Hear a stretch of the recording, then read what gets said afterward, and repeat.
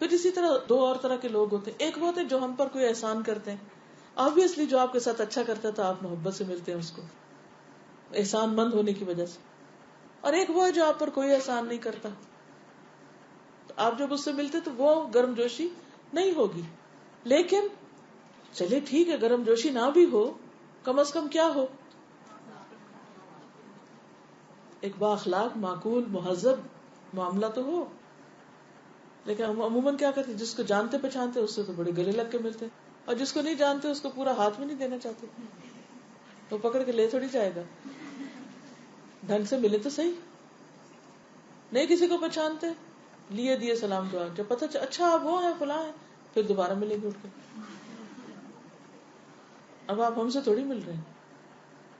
انسان کی قدر پہچانیے, انسان کی قدر کوئی بھی ہو, کیا چیز آپ کو اچھی طرح ملوائے گی. یہ اللہ کی مخلوق ہے, اللہ نے اس کو پیدا کیا ہے, یہ اللہ کی تخلیق ہے, یہ اللہ کا بندہ ہے. ہمارا دین ہمیں کیا سکھاتا, اس کو بھی سلام کرو جس کو پہچانتے ہو, اس کو بھی کرو جس کو نہیں پہچانتے. ہم کیا کرتے ہیں, کسی شادی میں جائیں, کہیں جائیں, جن سے تو ہم واقفیت ہے ان سے تو خوب ہنس ہنس کے باتیں کریں, اور کچھ لوگوں سے سلام تک بھی نہیں کرتے, یا وہ کر لیں سلام تو جواب بھی نہیں دیتے, جسے جانتے ہی نہ ہو کسی کو. تو صرف جان پہچان کے کسی کے سٹیٹس کی وجہ سے اس سے اچھی طرح ملنا, اور دوسرے سے اس لیے اچھی طرح نہ ملنا کہ اس کا کوئی سٹیٹس نہیں, پھر اللہ کی خاطر تو محبت نہ ہوئی, یا اللہ کے بندوں سے تو محبت نہ ہوئی, یا بے غرض محبت تو نہ ہوئی. تو محبتوں کو بے غرض کر دیں. ضرورتیں پوری کرنے کے لیے اللہ کافی ہے, رازق وہ ہے, بندے نہیں ہیں. ابو ہریرہ رضی اللہ عنہ سے مروی ہے, نبی صلی اللہ علیہ وسلم نے فرمایا, مومن کا شرف رات کے قیام میں ہے, اور اس کی عزت اس چیز سے بے نیاز ہونے میں ہے جو لوگوں کے پاس ہے. لوگوں کے مال کی لالچ چھوڑ دیں, جو لوگوں کے پاس ہے اس سے دھیان ہٹا لیں, اس پہ غمگین نہ ہو. ورزق ربک خیر, تیرے رب کا دیا ہوا رزق ہی زیادہ اچھا ہے.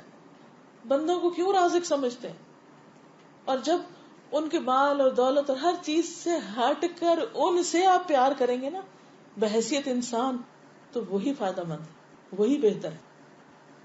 نبی صلی اللہ علیہ وسلم نے فرمایا, لوگوں سے بے نیاز ہو جاؤ اگرچہ مسواک کی لکڑی ہی کیوں نہ ہو. یعنی اگر آپ نے کسی کے ہاتھ میں دیکھا ہے تو کہا ہے کس طرح لوں, اس سے کیا کروں, چلو خوشامد کر کے اس سے نکلواتے. کیا گھٹیا کام. جب کسی کی چیز دیکھ کے دل میں حسرت آئے نا, خیال ہے کہ یا اللہ تو اس کو دے سکتا ہے, تو مجھے بھی دے, یہ مانگا کرے. یا اللہ تو نے اس کو دیا نا, میری بھی ضرورت ہے, تو مجھے بھی دے, تیرے خزانے وسیع ہیں, مجھے بندوں سے نہیں تجھ سے چاہیے. پھر وہ جس کو چاہے سبب بنا دے, وہ خود ہی بندوں کے دل میں خیال ڈال دے گا آپ کی ضرورت پوری کرنے کا, لیکن وہ ہوگا اللہ کی طرف سے. لیکن جب آپ لوگوں کی چیزیں دیکھ دیکھ کے حسرتیں کرتے رہتے ہیں اور اس غم میں رہتے ہیں, اس کے پاس اتنا ہے, اس کے پاس یہ کیوں ہے, زندگی جہنم ہو جاتی. پھر اسی طرح نبی صلی اللہ علیہ وسلم نے فرمایا خفی ہونے کے بارے میں کہ جو اپنے عمل کو مخفی رکھنے کی طاقت رکھتا ہے تو چاہیے کہ وہ مخفی رکھے. جس عمل کو, نیکی کو, عبادت کو آپ چھپا سکتے ہیں اس کو چھپائیں, اس کا ڈھنڈورا نہ پیٹیں. جی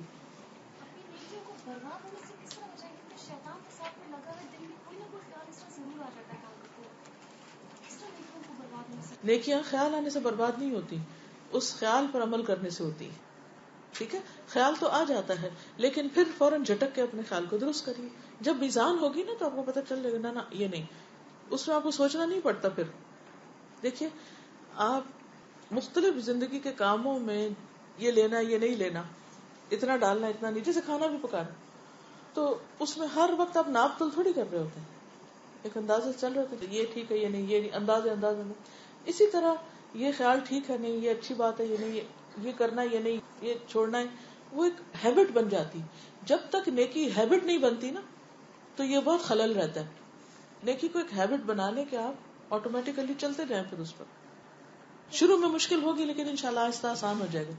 آپ سے مشورے کے لیے استاذہ, آپ ہمیشہ لائم لائٹ میں ہوتے تو آپ کیسے اپنے آپ کو بچاتے ہو ٹو بی ہڈن, اینڈ یہ جو اندر جو خواہش ہوتی ہے دکھاوے کی وہ تو نیچرل ایک خواہش ہوتی ہے, تو اسے کیا کرنا چاہیے, کیسے اپنے آپ کو بچانا چاہیے؟ دیکھیے اپنے کام پہ فوکس رکھے نا انسان, کہ یہ میرا کام ہے اور مجھے اس کو آسان طریقے سے کرنا ہے. فوکس کام پر ہو, اپنی ذات پر نہ ہو. ایک تو یہ چیز ہے. دعا اور مدد اللہ کی وہ سب چیزیں اپنی جگہ ہیں, وہ اس وقت میں نہیں ٹچ کری کیونکہ وہ اٹس انڈرسٹوڈ. لیکن پریکٹیکل ٹپس کیا ہیں؟ ایک تو کام پر فوکس ہو. دوسری بات یہ ہے کہ مثلاً اس وقت بولنے کی ضرورت ہے مجھے نا، کہ مجھے سمجھانا ہے آپ کو، لیکن آپ نے اکثر دیکھا ہوگا کہ میں جب لوگوں کے بیچ میں مجلس میں بیٹھی تو میں زیادہ نہیں بولتی، اس میں خاموش رہنے کی کوشش کرتی، میں زیادہ سنتی ہوں، زیادہ رائے بھی نہیں دیتی، زیادہ مشورے بھی نہیں کرتی، بڑھ چڑھ کے نہیں بولتی. کیوں؟ اس وقت میں اپنے آپ کو کنٹرول کرتی ہوں کہ اس وقت ایک تو سب کا حق ہے، دوسرے یہ ہے کہ مجھے منوانا اور جمانا نہیں ہے اپنے آپ کو، کیونکہ فالتو کی باتیں کوئی سننے کو تیار ہو یا نہ ہو، سر پہ سوار رہنا اور بولتے چلے جانا اور وقت بے وقت نصیحتیں کرنا، یہ نہیں ہونا چاہیے. پھر یہ ہے کہ بار بار اپنے رویے کا، اپنی سوچ کا، اپنے ایکشنز کا محاسبہ کرتے رہنا، یہ بہت ضروری ہے کہ کیوں کیا ہے یہ کام. کیونکہ اندر ضمیر نام کی چیز ایسی ہے، فوراً الارم بج جاتا ہے کہ یہ ٹھیک نہیں. اس الارم کو سنیے، اندر کی آوازوں کو سنیے. جی استاذہ، تقویٰ جو ہے وہ دل کا معاملہ ہے، تو آپ نے کہا تقویٰ سے کام خوبصورت ہو جاتا ہے، تو استاذہ کام کرنا ہے تو بغیر تقویٰ کے بھی ہو تو جاتا ہے، تو پھر استاذہ اس کا کیا مطلب ہوا کہ یہ گڈ کوشچن. تقویٰ سے کام خوبصورت کیسے ہوتے ہیں؟ مثلاً آپ نماز پڑھ رہے ہیں، حدیث میں آتا ہے نا کہ جب انسان نماز پڑھتا ہے اور جب اس کو یہ احساس ہوتا ہے کہ کوئی بندہ آگے دیکھ رہا ہے تو اس کی نماز اور اچھی ہو جاتی. اب بظاہر دیکھنے میں تو بڑی اچھا لگ رہا ہے، زیادہ اچھی ہوگی نماز، لیکن کیا واقعی اچھی ہوگی؟ نہیں ہوئی نا، تو کام خراب ہو گیا، شرک ہو گیا. آپ اللہ کے لیے نہیں پڑھ رہے تھے، جو ہی آپ کو پتا چلا کوئی اور آ گیا تو آپ بڑے سیدھے ہو گئے. لیکن جب آپ اللہ کے ڈر سے اچھی نماز پڑھ رہے ہوتے ہیں تو آپ اپنے آپ کو اس وقت بھی جائزہ لے سکتے کہ اچھا اس بندے کے آنے سے پہلے کیا حال تھا اور اب کیا حال ہے، اور وہ چلا گیا تو اب کیا کرنا، اور وہ نہیں ہے تو، اور وہ ہے تو، یعنی یہ سوال اپنے آپ سے کرتے رہیے. ٹھیک. تو ایک ہوتا ہے کاموں کی ظاہری خوبصورتی اور ایک ہوتا ہے کاموں کی حقیقی خوبصورتی. ٹھیک ہے. اب مثلاً آپ صدقہ کر رہے ہیں تو اس میں اللہ کی خاطر جب کریں گے، تھوڑی سی چیز دے کے بھی آپ کو اتنی راحت ہوگی. لیکن جب آپ بندوں کی خاطر کریں گے نا تو معمولی چیز کو بھی اتنے خوبصورت ریپروں میں لپیٹیں گے.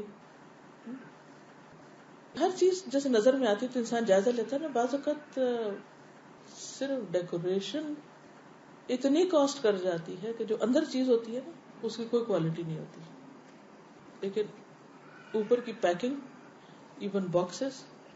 بعض اوقات ہم دیکھو کہ چاکلیٹ 2-4 چاکلیٹیں، لیکن اس کا ڈبہ آپ دیکھیں اوپر، اور پھر اس کے اوپر جو ریپر ہوگا وہ دیکھیں، اور اس کے اوپر جو ربن ہوگا، اور اس کے اوپر جو سنہرا لگا ہو، اور پھر وہ جس باسکٹ میں رکھی ہوگی، اور وہ اس کے اوپر جو پھول پرندے لگے ہوں گے. اجا آپ کھودیں گے پہاڑ تو نکلے گا اس میں سے. کیا یہ خوبصورت عمل تھا؟ میرے نزدیک بھی خوبصورت نہیں. بظاہر جو اتنی رونق نظر آ رہی ہے اس کے اندر تو کوئی ویلیوبل چیز خاص نہیں ہے. تو ہم سب کو سوچنا چاہیے، اللہ نے عقل دی ہے نا، غور کرنا چاہیے کیوں کر رہے ہیں. میں نہیں کہتی کہ بھدے طریقے سے آپ دیں کسی کو کوئی چیز، نہیں، اچھے طریقے سے نفاست ہونی چاہیے، خوبصورتی ظاہری بھی ہونی چاہیے. ان اللہ جمیل یحب الجمال.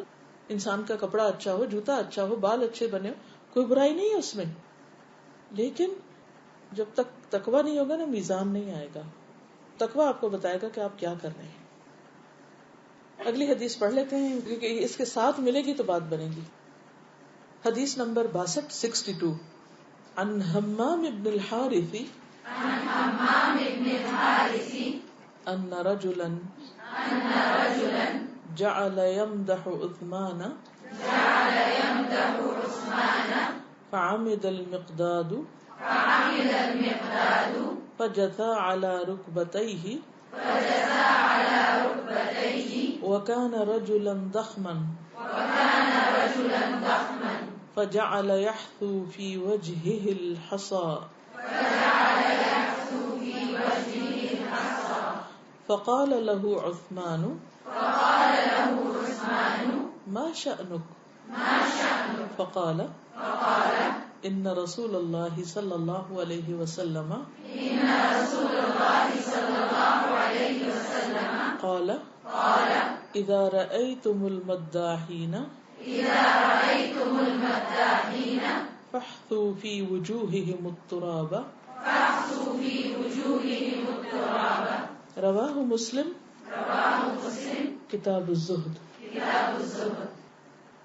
عن حمام بن الحارث ان رجلا جعل يمدح عثمان فعمد المقداد فجثى على ركبتيه وكان رجلا ضخما فجعل يحثو في وجهه الحصى فقال له عثمان ما شأنك فقال ان رسول الله صلى الله عليه وسلم قال اذا رأيتم المداحين فاحثوا في وجوههم التراب رواہ مسلم کتاب الزہد.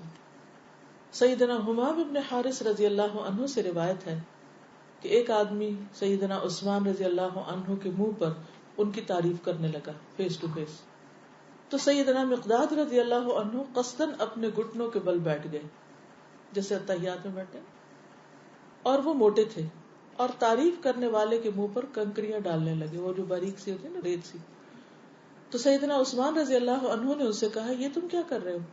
تو انہوں نے عرض کیا رسول اللہ صلی اللہ علیہ وسلم نے فرمایا جب تم روبرو تعریف کرنے والے کو دیکھو تو ان کے چہروں پر مٹی ڈالو. یعنی میں حضور صلی اللہ علیہ وسلم کی حدیث کی یا آپ کے حکم کی تعمیل کر رہا ہوں. اب اس کی وضاحت ہے.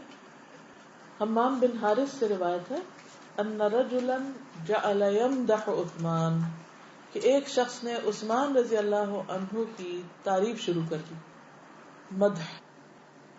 مدح کہتے ہیں خوشامد کو, غیر واقعی اوصاف پر تعریف, ایسی باتوں کا بیان کرنا کسی میں جو اس میں ہو ہی نہ. وَيُحِبُّونَ أَن يُحْمَدُوا بِمَا لَمْ يَفْعَلُوا. منافقین کی صفت قرآن مجید میں کیا بتائی گئی کہ وہ پسند کرتے ہیں کہ ان کی تعریف اس بات پر کی جائے جو ان میں ہے ہی نہیں, جو انہوں نے کیا ہی نہیں. ان کاموں پہ بھی ان کو تعریف ملے, شاباش ملے جو ان کے نہیں, کسی اور کا کام ہے. فعامد المقداد, تو مقداد جو تھے انہوں نے کیا کیا, انہوں نے قصد کیا یعنی ارادہ کیا.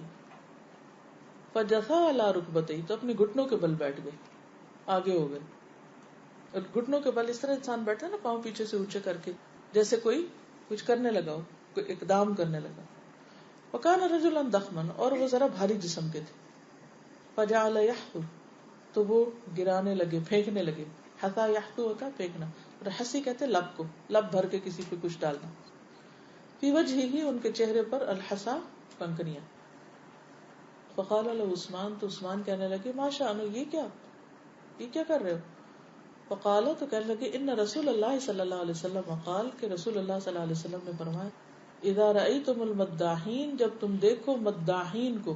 مداح کون سا صیغہ ہے؟ مبالغہ کا, بہت زیادہ تعریف کرنے والے, غیر حقیقی باتیں کرنے والے. فاحثوا فی وجوہہم التراب, تو ڈالو ان کے چہروں پر مٹی. حضرت عمر فاروق کہتے ہیں کہ المدح الذبح, مدح کیا ہے؟ ذبح, کسی کو ذبح کرنا. ایسی تعریف کہ جو دوسرے کی گردن توڑ دے, یعنی اس کو بیکار کر دے, نکما کر دے, جس میں مبالغہ ہو. مبالغہ اور اس تعریف یہ سخت ناپسندیدہ ہے, یہ شیطان کا حملہ ہے, اس سے منع کیا گیا. یعنی یہ دراصل شیطان تعریف کی شکل میں, اس شخص کی شکل میں چھپ کے آتا ہے آپ کے اوپر حملہ کرنے کے لیے, آپ کو بگاڑنے کے لیے, نکما کرنے کے لیے.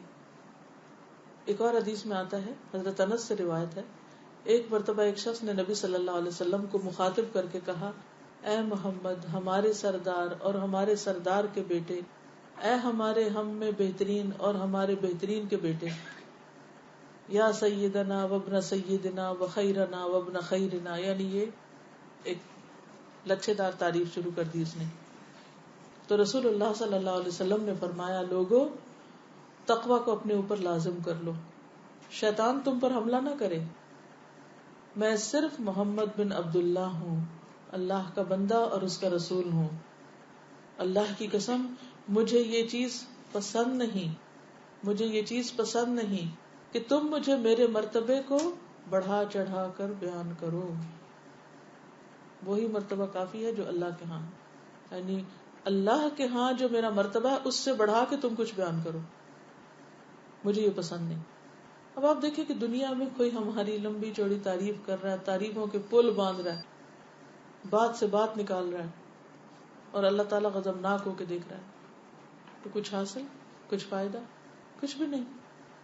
ایک اور موقع پر آپ صلی اللہ علیہ وسلم نے کسی کو سنا وہ دوسرے کی اس طرح کی تعریف کر رہا تھا. آپ نے فرمایا تم نے اپنے ساتھی کی گردن توڑ دی. اور آپ نے یہ جملہ کئی بار فرمایا. اگر تمہیں کسی کی تعریف کرنی ضروری ہو تو یہ کہو کہ میں اس کے بارے میں یہ خیال کرتا ہوں، باقی اللہ کو پتا ہے. میرا اس کے بارے میں یہ گمان ہے، باقی اللہ جانتا ہے. اور اللہ کے سامنے کسی کی صفائی پیش نہ کرے، کیونکہ اللہ تو خود سب سے زیادہ جانتا ہے. یعنی بعض اوقات یہ ہوتا ہے نا کہ کوئی شخص کسی کی بات کرے تو فوراً ہم بیچ میں کاٹ کے کہتے ہیں نہیں وہ ایسا نہیں ایسا ہے، لیکن ہم اللہ کو نہیں بتا سکتے کون کیسا ہے. کیوں؟ کیونکہ اللہ کو تو پہلے ہی پتا ہے کون کیسا ہے. ایک اور روایت میں آتا ہے نبی صلی اللہ علیہ وسلم نے ایک شخص کو کسی کی تعریف کرتے ہوئے سنا اور وہ مبالغہ کر رہا تھا، تو آپ نے فرمایا تم نے اس کو ہلاک کر دیا، تم نے اس کی پیٹھ توڑ دی. حضرت عمر کے سامنے ایسے ہوئے تو انہوں نے کہا کہ تم نے اس کو زخمی کر دیا. اب ان ساری باتوں سے کیا پتہ چلتا ہے؟ نمبر 1، غیر حقیقی تعریف قطعاً نہیں کرنی چاہیے. جو چیز کسی میں ہے نہیں اس کو مت بیان کریں، یہ جھوٹ ہوگا. اگر وہ اس میں ہے تو اس کی حد کے اندر اس کا ذکر کرنا، اس میں کوئی حرج نہیں، جیسا کہ اگلی حدیث میں آئے گا. لیکن مدح کو پسند نہیں کیا گیا. اس کے مقابلے میں حمد وہ تعریف ہوتی ہے جو کسی کی فضیلت کی بنا پہ کی جائے، یعنی وہ خیر اور بھلائی اس میں موجود ہو.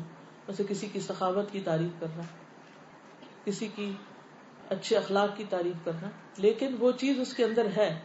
یعنی ایک ہے مدح، مدح کے لیے اردو میں کیا آئے گا؟ خوش آمد، کیونکہ مدح سے منافقت جنم لیتی. اور ایک ہے حمد یعنی تعریف. اس کے مقابلے میں کیا ہے؟ تعریف کے مقابلے میں کیا چیز ہوتی؟ اپوزٹ کیا ہے؟ تنقید. تنقید نکتہ چینی، کسی پر کریٹیسائز کرنا. تنقید جو ہوتی ہے یہ علمی اختلاف ہوتا ہے، حقائق کی روشنی میں ہوتی، سبجیکٹو ہوتی. ٹھیک ہے نا؟ تو کیا کسی پہ تنقید کر سکتے ہیں؟ جی ہاں کر سکتے ہیں. تعریف کر سکتے ہیں، تنقید بھی کر سکتے ہیں. کیا نہیں کر سکتے؟ خوشامد اور تنقید سے اگلا درجہ کیا ہے؟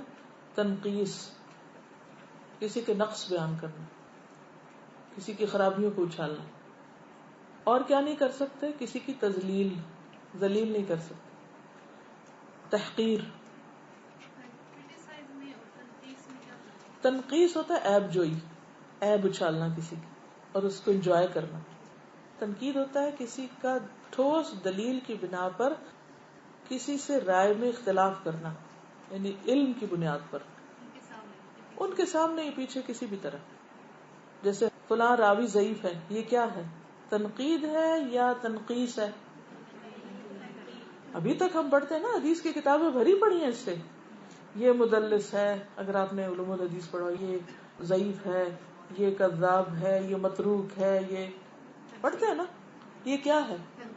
تنقید ہے. اس کی اجازت ہے، یہ غیبت نہیں ہے. لیکن تنقید کی سالڈ بنیاد ہوتی ہے، علم پر مبنی ہوتی ہے. تنقید ظن و گمان پر مبنی نہیں ہوتی، سنی سنائی باتوں پر مبنی نہیں ہوتی کہ وہ کوئی کہہ رہا تھا فلاں جو ہے نا وہ تو یہودیوں کا ایجنٹ ہے تو میں بھی کہتی ہوں تو وہ ہے. وہ کیا دلیل ہے تمہارے پاس؟ کوئی علمی دلیل؟ دلیل تو کوئی نہیں. کس سے سنا؟ کہاں پڑھا؟ کیا اس شخص سے پوچھا جس کو ایجنٹ کہہ رہے ہو تم؟ نہیں، وہ بھی نہیں پوچھا. یہ ہے تنقیس، بلکہ طعن و تشنیع، الزام تراشی، بہتان لگانا، پھر اور زیادہ اوپر لائن چلی جاتی. تو تنقیس کیا ہے؟ کسی کی عیب جوئی. عیب جوئی مثلاً کیا ہوتی ہے؟ فلاں بڑا کنجوس ہے، فلاں جو ہے وہ ایسا اور ویسا ہے. یہ جو تنقیس ہے یہ کس لیے ہوتی ہے؟ تذلیل کے لیے، تحقیر کے لیے. تحقیر کیا ہوتی ہے؟ کسی کو بلٹل کرنا، حقیر جاننا، چھوٹا کرنا، سنب کرنا کسی کو. بیٹھ جاؤ، تمہیں کچھ نہیں آتا، کچھ نہیں جانتے تم، جاہل کہیں کے، بے وقوف، بدھو. یہ تنقیس، تحقیر، تذلیل ہے. اس سے بچنا چاہیے. لیکن علمی اختلاف جائز ہے بلکہ ضروری ہے. مثلاً اگر کسی نے کوئی حدیث بیان کر دی جو حدیث ہے ہی نہیں، اب آپ کسی کو بتاتے ہیں کہ یہ حدیث نہیں ہے، اس شخص نے غلط کہا، تو آپ کس کا دفاع کر رہے ہیں؟ نبی صلی اللہ علیہ وسلم کا، کہ آپ کے اوپر ایک جھوٹی بات لگائی جا رہی جو آپ نے فرمائی نہیں. بعض اوقات کچھ لوگ کسی کتاب کے ریفرنس سے بالکل غلط بات بتاتے ہیں، جی فلاں کتاب میں لکھا، حالانکہ لکھا ہی نہیں ہوتا. اب آپ کو پتا ہے کہ اس میں ایسا نہیں لکھا، تو آپ کو کیا فرض بنتا ہے؟ اگر آپ کو پتا ہے، اگر نہیں پتا تو زبان کھولنے کا حق نہیں، اور اگر پتا ہے تو آپ ود ریفرنس بتا سکتے ہیں، جی کل استاذہ آپ نے یہ حدیث کوٹ کی تھی، میں نے جا کے چیک کی ہے، اس میں یہ لفظ ایسے نہیں ایسے ہے. یہ آپ کو پورا حق ہے.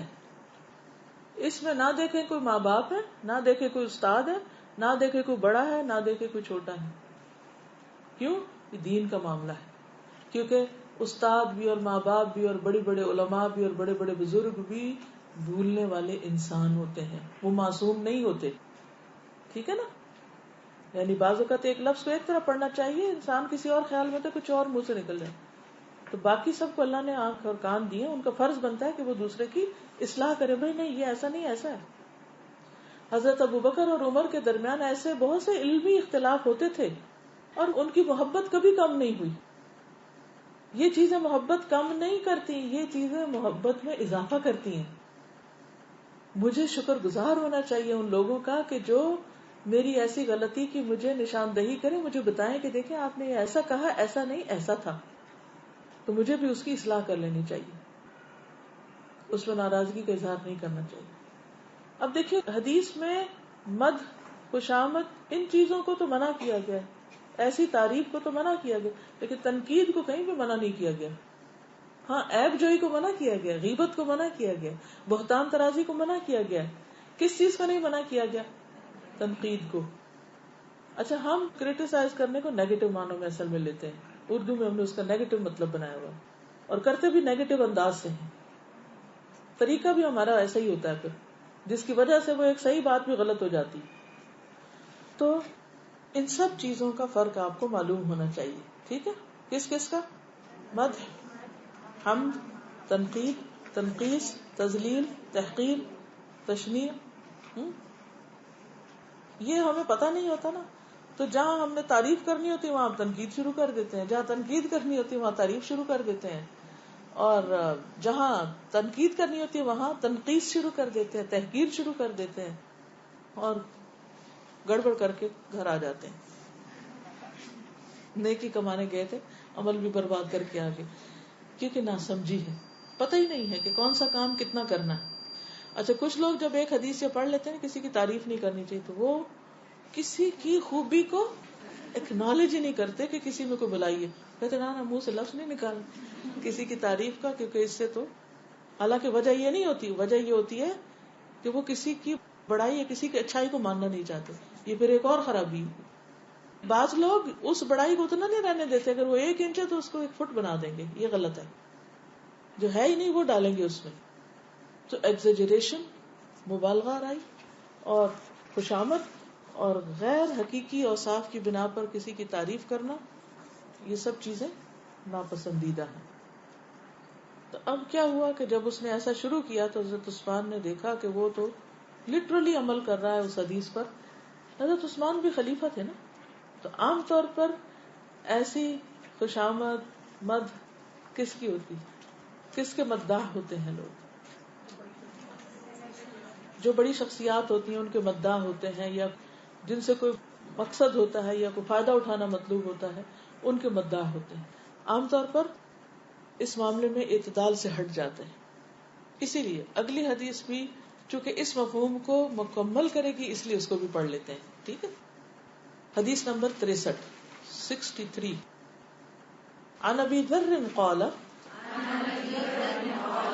قیل لرسول اللہ صلی اللہ علیہ وسلم ارأیت الرجل يعمل العمل من الخير ويحمده الناس عليه قال تلك عاجل بشرى المؤمن رواہ مسلم کتاب البر والصلة والادب عن ابي ذر قال قيل لرسول الله صلى الله عليه وسلم ارايت الرجل يعمل العمل من الخير ويحمده الناس عليه قال تلك عاجل بشرى المؤمن رواہ مسلم کتاب البر والصلة والادب. سیدنا ابو ذر رضی اللہ عنہ سے روایت ہے کہ رسول اللہ صلی اللہ علیہ وسلم سے کہا گیا آپ اس شخص کے بارے میں کیا فرماتے ہیں جو اچھے اعمال کرتا ہے اور لوگ اس کی تعریف کرتے ہیں. آپ صلی اللہ علیہ وسلم نے فرمایا یہ مومن کو جلد ملنے والی خوشخبری ہے. ٹھیک ہے. اب آپ کوئی اچھا کام کرتے ہیں اور آپ کی نیت بالکل نہیں ہوتی کہ لوگ آپ کی تعریف کریں، لیکن آپ اس کثرت سے خیر و بھلائی کرتے ہیں کہ لوگوں کے دل میں آپ کی قدردانی پیدا ہو جاتی ہے، محبت آتی ہے، ان کی زبان سے بھی آپ کے لیے خیر بھلائی کے الفاظ نکل جاتے ہیں جو اتنے ہی ہوتے ہیں جتنے آپ ڈیزرو کرتے ہیں، اس سے زیادہ خوشامد وغیرہ نہیں ہوتی اور نہ ہی کسی مطلب کے تحت ہوتی. تو ایسی صورت میں انسان کو پریشانی ہونے لگتی ہے کہ میں نے تو اس غرض سے کام نہیں کیا تھا، میں نے تو اس لیے کام نہیں کیا تھا کہ لوگ میری تعریف کریں. آپ کے ساتھ ہوا کبھی ایسا؟ بہت دفعہ ایسے ہوتا ہے نا کہ آپ کے وہم و گمان میں نہیں ہوتا کہ آپ کے اس کام کو کوئی سراہے گا، کرے گا، اور نہ آپ اس مقصد کے لیے کر رہے ہوتے، لیکن آپ تعریف سننے لگتے ہیں. اس وقت انسان کو گھبراہٹ ہوتی کہ کہیں میرا عمل یہیں دنیا میں تو نہیں ضائع ہونے لگا، کہیں یہی تو اجر نہیں ملنے لگا. تو اس پر آپ صلی اللہ علیہ وسلم نے تسلی کرا دی کہ یہ دنیا میں مومن کو خوشخبری مل جاتی ہے کہ اس کا عمل جو ہے وہ قبولیت پا رہا ہے. اب اچھے کام کی جو تعریف ہے یہ ایک میزان بھی ہے، انسان کیا کر رہا ہے. کیونکہ دیکھیں نا، کہیں تو پتہ چلے گا تم اچھا کر رہے ہو برا کر. اگر کوئی آپ کی تعریف کر رہا ہے تو اس کا مطلب ہے کہ آپ کچھ اچھا کر رہے ہیں، اور اگر کوئی آپ کو کریٹیسائز کر رہا ہے یا تنقید کر رہا ہے تو آپ کو سوچنا چاہیے کہ آپ نے کچھ غلط کیا ہے. تو یہ دونوں چیزیں دراصل انسان کو بیلنس رکھنے کے لیے ضروری بھی ہوتی ہیں. عبداللہ بن مسعود سے روایت ہے کہ ایک آدمی نے رسول اللہ صلی اللہ علیہ وسلم سے پوچھا مجھے کیسے معلوم ہوگا جب میں نیکی کروں یا برائی کروں، کیسے پتا چلے گا کہ میں نے اچھا کیا کہ برا کیا؟ نبی صلی اللہ علیہ وسلم نے فرمایا جب تمہارے ہمسائے کہیں کہ تم نے اچھا کام کیا، جب تمہارے ہمسائے کہیں کہ تم نے اچھا کام کیا تو تم نے اچھا کام ہی کیا، اور جب وہ کہیں کہ تم نے برا کام کیا تو تم نے برا کام ہی کیا. تو تمہارا گواہ کون ہے اور ان کی گواہی قبول بھی ہوگی. تو اب آپ دیکھیے کہ آپ کے ہمسائے آپ کے بارے میں کیا رائے رکھتے ہیں. اب آپ نے یہ نہیں کہا کہ ہمسایوں کی تعریف مت کرنا. یاد رکھیے جس تعریف سے منع کیا کہ جو ناپسندیدہ ہے وہ کیا ہے؟ ایگزیجریشن والی اور خوشامد، فلیٹری. دنیا میں اچھی شہرت ہونا جنتی ہونے کی علامت بھی. ابن عباس سے مروی ہے کہ رسول اللہ صلی اللہ علیہ وسلم نے فرمایا جنت والا وہ شخص ہے جس کے کانوں میں اللہ تعالیٰ لوگوں کی طرف سے اچھی تعریف ڈالتا ہے. یعنی جب وہ اچھا کام کرتا ہے تو کہیں نہ کہیں سے اس کے کانوں میں اللہ تعالیٰ دنیا میں بھی وہ خوشخبری ڈال دیتے ہیں. کبھی خواب میں کچھ نظر آ جاتا ہے، کبھی کوئی ویسے ہی اکنالج کر لیتا ہے، یعنی کسی نہ کسی شکل میں، اور وہ سن رہا ہوتا ہے، یعنی دنیا میں سن کے مرتا ہے. اور جہنم والا وہ شخص ہے جس کے کانوں میں اللہ تعالیٰ لوگوں کی طرف سے شر ڈالتا ہے اور وہ سن رہا ہوتا ہے. وہ بار بار کہہ رہے ہیں کہ یہ اچھا نہیں کر رہا، اور اس تک پہنچ بھی جاتی ہیں باتیں، مگر اس کو کوئی احساس نہیں کہ وہ برا کر رہا ہے یا نہیں. تو لوگوں کی تعریف اور تنقید کو وزن بھی دیجیے کہ کیا کہہ رہے ہیں وہ. آپ یہ نہ کہ I don't care, who cares, مجھے نہیں پرواہ. نہیں، پرواہ ہونی چاہیے. پھر اسی طرح ایک اور حدیث میں آتا ہے، ابو زہیر ثقفی سے روایت ہے کہ رسول اللہ صلی اللہ علیہ وسلم نے ہم سے نباوہ یا بناوہ کے مقام پر خطاب فرمائے. جگہ کا نام ہے نباوہ یا بناوہ، یعنی نون اور با آگے پیچھے. یہ مقام طائف کے قریب ہے. آپ نے فرمایا ہو سکتا ہے کہ تم جنتیوں اور جہنمیوں کو الگ الگ پہچان لو، دنیا میں پہچان لو. لوگوں نے عرض کیا اللہ کے رسول صلی اللہ علیہ وسلم کس علامت سے، کیا نشانی ہے کہ کون جنتی اور کون جہنمی؟ آپ نے فرمایا اچھی تعریف کے اظہار سے اور بری تعریف کے اظہار سے. لوگ اس کے بارے میں کیا کہتے ہیں. اسی لیے اچھے مرد کی خوبی کیا بیان کی گئی، تم میں سب سے اچھے وہ ہیں جو اپنے گھر والوں کے لیے اچھے ہیں. تو لوگوں نے عرض کیا کہ اے اللہ کے رسول صلی اللہ علیہ وسلم کس علامت سے؟ فرمایا اچھی تعریف کے اظہار سے اور بری تعریف کے اظہار سے. تم ایک دوسرے پر اللہ کے گواہ ہو. تم کیا ہو؟ ایک دوسرے پر اللہ کے گواہ. دیکھو لوگ کیا گواہی دیتے ہیں تمہارے بارے میں, کیا کہتے ہیں تمہارے بارے میں. آپ کا سسرال کیا کہتا ہے, آپ کے شوہر کیا کہتے ہیں, آپ کے بچے کیا کہتے ہیں, آپ کے بہن بھائی کیا کہتے ہیں. پھر ہم کہتے ہیں جتنا مرضی اچھا کر لو, وہ تو مانتے ہی نہیں. ٹھیک ہے کچھ ہوتے ہیں ایسے, لیکن سارے ایسے نہیں ہوتے کہ آپ سب کی بات کو رد کر دیں. آپ کو اس پہ سوچنا پڑے گا. اچھا پھر ہم کیا کرتے ہیں, بجائے اس کے کہ ہم خود کو ٹریٹ کریں, بعض اوقات ڈیفینسو ہو جاتے ہیں. نہیں ہم یہ اس لیے نہیں کر رہے, اس لیے نہیں کر رہے, مت مائنڈ کرو بھئی, اپنی اصلاح کرو, آئندہ یہ نہ کرو. اچھا پھر ایک اور چیز اس پر بھی سوچنا چاہیے کہ جب انسان برا کرے اور لوگ اس پر پکڑے اس کو, تو صرف یہ کہہ کے رد نہ کر دے کہ یہ تو لوگ ہی خراب ہو, سارے ہی خراب ہو. سارے تو نہیں خراب ہو سکتے. پھر انسان اس کی صداقت کہاں سے معلوم کرتا ہے؟ ان لوگوں سے جو اس کی ہاں میں ہاں ملاتے. تو سچا اور مخلص دوست کون ہے؟ جو بتائے کہ دیکھو یہ بات تمہیں ٹھیک نہیں. تنقید یا دوسرے کی نصیحت ہمیشہ کڑوی تو لگتی ہے, لیکن اس میں علاج بھی کڑوی گولی میں ہی ہوتا ہے. یعنی اس کی پرواہ کرنی چاہیے, لیکن اس پرواہ کا مطلب یہ نہیں کہ پھر انسان صرف اس امیج کو ٹھیک کرنے کی کوشش میں لگ جائے. کیا کرنے لگے؟ علاج کیا ہے؟ صرف امیج بلڈنگ شروع کر دے. کیا کرے؟ اندر ٹھیک کرنا شروع کر دے, اپنی اصلاح کرنے لگے. لیکن دیر از سم تھنگ رانگ, کچھ ہے غلط, توبہ استغفار شروع کر دے. کیونکہ ہر انسان کی فطرت میں نیکی کی تعریف کا جذبہ ہے. عمرو بن حمق خزاعی کہتے ہیں کہ رسول اللہ صلی اللہ علیہ وسلم نے فرمایا, جب اللہ تعالیٰ اپنے بندے کے ساتھ بھلائی کا ارادہ کرتا ہے تو اسے لوگوں میں نیک نام کر دیتا ہے, یعنی وہ اس کو اچھی شہرت دے دیتا ہے. یاد رکھیے شہرت کا طالب نہیں ہے, اس نے شہرت کے لیے خود کوئی کوشش نہیں کی ہوئی, وہ اپنے اچھائی میں لگا رہا, شہرت خود بخود بن گئی. جیسے پھول ہوتا ہے تو اس کو کوئی پرفیوم نہیں چھڑکنی پڑتی, کوئی آرٹیفیشل اوپر سے کام نہیں کرنا, وہ اس کے اندر سے خوشبو پھیلتی. تو نیکیوں کی اپنی ایک خوشبو ہوتی ہے. کسی نے کہا کہ نیک نام کیسے بناتا ہے؟ آپ نے فرمایا وہ اس طرح کہ اس کے لیے اس کی موت سے پہلے نیک اعمال آسان کر دیتا ہے, یعنی اس کو اور زیادہ نیکیوں کا شوق لگ جاتا ہے. سمجھ گئے؟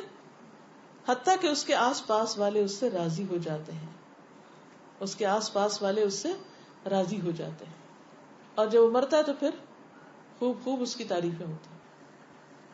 ایک وہ دور جاہلیت والا طریقہ تھا کہ وہ نام وری کے لیے بڑا بڑا مال خرچ کرتے تھے, نام وری کے لیے بڑے بڑے بہادری کے جوہر دکھاتے تھے, الٹے پلٹے کارنامے کرتے تھے. ایک وہ طریقہ ہے. اور ایک کیا ہے کہ انسان اپنے اوپر ورک کرنا شروع کر دے, اپنی خرابیوں کو نکالے, اصلاح شروع کر دے. اور اچھی شہرت جو ہوتی ہے وہ پھر صرف زمین تک نہیں رہتی, آسمان پہ بھی چلی جاتی. یعنی آپ خود کوشش نہیں کرتے, آپ اپنے کام میں لگے ہوئے, لیکن اس کام کی خوشبو ایسی ہے کہ وہ صرف زمین تک نہیں آسمان تک پہنچ جاتی. تو اب دو طریقے ہیں, ایک یہ کہ آپ تعریف کے طالب ہوں, نام بنانے کے لیے ہر کام کریں, ہر وہ کام زیادہ کریں جس سے کوئی نام بنے, اور ایک یہ کہ نہ آپ تعریف کے طالب ہیں اور نہ اس لیے کام کر رہے ہیں کہ آپ کا نام بنے, بلکہ آپ نیکیوں کے شائق ہیں, نیکیوں کے پیچھے دوڑنے والے ہیں. آپ نیکیوں کے پیچھے دوڑ رہے ہیں اور اس کی خوشبو پیچھے پیچھے پھیلتی چلی جا رہی. آپ کی کوشش سے نہیں پھیل رہی, وہ نیکی کے اپنے اندر ایک ایسی قوت ہوتی ہے کہ اس کی خوشبو خود بخود پھیلنے لگتی. نبی صلی اللہ علیہ وسلم نے فرمایا, ہر آدمی کی آسمان میں ایک خاص شہرت ہے. ہر انسان کی وہاں ایک کیٹیگری ہے, کون کس میں فال کرتا ہے. من النبیین والصدیقین والشہداء والصالحین مقربین السابقین. کہاں ہے وہ فرشتے بھی اس کو واچ کرتے رہتے ہیں, سکور کتنا ہو گیا, یشہدہ المقربون.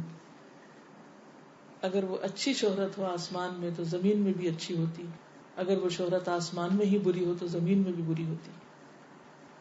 تو کرو مہربانی تم اہل زمین پر, خدا مہربان ہوگا عرش بری پر. ہمیں اپنے امیج کے لیے کام نہیں کرنا، ہمیں اللہ کی رضا کے لیے کام کرنا ہے. امیج خود ہی بن جائے گا، اور وہ جو امیج ہوگا نا وہ کسی کی تنقید، کسی کی تنقید، تذلیل اس کو نہیں خراب کر سکتا، جتنے مرضی ہاتھ سے دو. نبی صلی اللہ علیہ وسلم کی کم مخالفت ہوئی تھی، صحابہ کرام کی کم ہوئی تھی، لیکن آج آپ دیکھیں ابو جہل کے چاہنے والے کتنے ہیں اور بلال کے چاہنے والے کتنے ہیں. مالی رتبہ کس کا بڑا تھا؟ ابو لہب کے چاہنے والے کتنے اور محمد صلی اللہ علیہ وسلم کے چاہنے والے کتنے ہیں؟ مال کس کے پاس زیادہ تھا؟ پاور کس کے پاس زیادہ تھی؟